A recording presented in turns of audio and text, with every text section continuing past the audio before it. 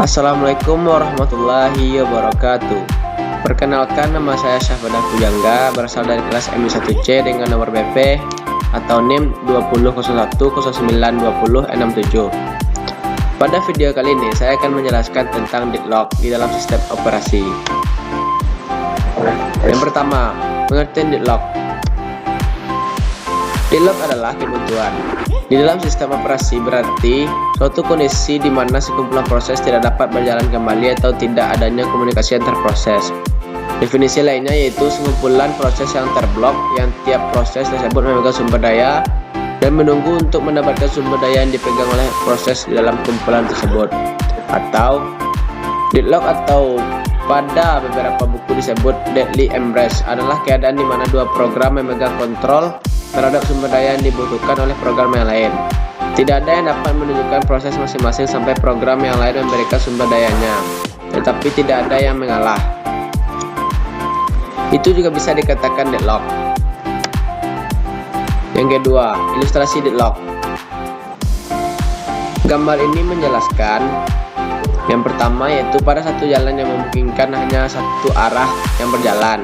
Yang kedua, setiap jalan bisa dianggap sebagai sumber daya. Yang ketiga, saat deadlock terjadi hanya bisa diatasi jika salah satu mobil mundur. Dalam hal ini butuh sumber daya yang direalokasikan.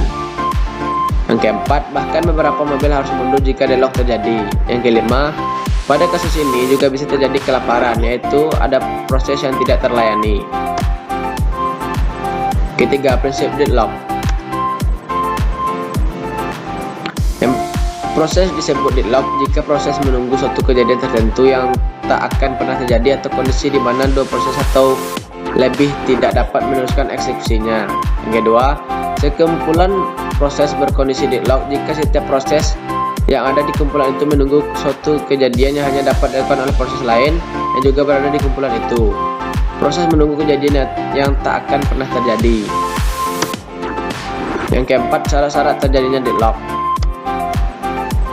Yang pertama yaitu mutual exclusion, yaitu dimana kondisi yang pertama adalah mutual exclusion, yaitu proses memiliki hak milik pribadi terhadap sumber daya yang sedang digunakan. Jadi hanya ada satu proses yang menggunakan suatu sumber daya. Yang kedua, hold and wait condition, yaitu proses-proses yang sedang menggenggam sumber daya yang telah dialokasikan untuk sementara menunggu sumber daya tambahan yang baru. Yang ketiga yaitu no preemption condition, yaitu kondisi yang selanjutnya adalah no preemption, yaitu sebuah sumber daya yang hanya dapat dilepaskan oleh proses yang memilikinya secara sukarela setelah ia selesai menggunakannya. Yang keempat yaitu circular wait condition, yaitu harus terdapat rantai sirkular atau satu lingkaran proses dari dua proses atau lebih di mana setiap proses memegang satu atau lebih sumber daya yang diminta oleh proses berikutnya pada lingkaran tersebut. Masing-masing menunggu sumber daya yang digenggam oleh anggota berikutnya pada rantai itu. Yang kelima yaitu metode untuk menangani deadlock.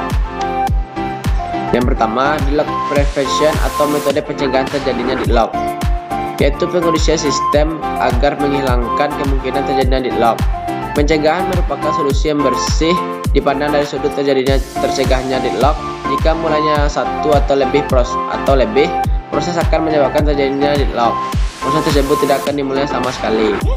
Yang kedua yaitu deadlock avoidance atau metode penghindaran terjadinya deadlock, menghindarkan kondisi yang paling mungkin menimbulkan deadlock agar memperoleh sumber daya lebih baik. Penghindaran bukan berarti menghilangkan semua kemungkinan terjadinya deadlock. Jika sistem operasi mengetahui bahwa alokasi sumber daya menimbulkan lokasi deadlock, atau sistem menolak atau menghindari pengaksesan itu. Yang ketiga yaitu deadlock detection and recovery, yaitu metode deteksi dan pemulihan dari deadlock. Deteksi digunakan pada sistem yang mengizinkan terjadinya deadlock dengan memeriksa apakah deadlock dan menentukan proses dan sumber daya yang terlibat deadlock secara presisi. Yang keenam itu pencegahan deadlock. Deadlock dapat dicegah dengan cara-cara sebagai berikut. Yang pertama yaitu tiap proses harus meminta sumber daya yang diperlukan sekaligus dan tidak berlanjut sampai semuanya diberikan. Yang kedua, jika proses telah sedang memegang sumber daya tertentu untuk permintaan berikutnya, proses harus melepas dulu sumber daya yang dipegangnya. Jika diperlukan, proses meminta kembali sekaligus dengan sumber daya yang baru. Yang ketiga, Beri pengurutan linear terhadap tipe-tipe sumber daya pada proses, yaitu jika proses telah dialokasikan suatu tipe sumber daya, proses hanya boleh berikutnya meminta sumber daya tipe pada urutan yang berikutnya. Yang keempat, saran pencegahan deadlock di atas merupakan cara meniadakan salah satu dari syarat yang perlu. Syarat pertama, perlu jelas tidak bisa ditiadakan kalau tidak menghendaki kekacauan hasil. Yang ketujuh yaitu starvation.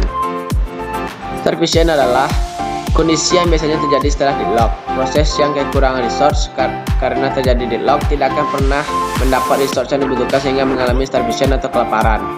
Namun starvation juga bisa terjadi tanpa deadlock. Hal ini ketika terdapat kesalahan dalam sistem sehingga terjadi ketimpangan dalam pembagian resource. Satu proses selalu mendapat resource, sedangkan proses yang lain tidak pernah mendapatnya. Baiklah, mungkin hanya itu yang dapat saya jelaskan pada video kali ini. Salah dan jangannya saya mohon maaf. Saya akhiri dengan wabillahi taufiq hidayah. Wassalamualaikum warahmatullahi wabarakatuh.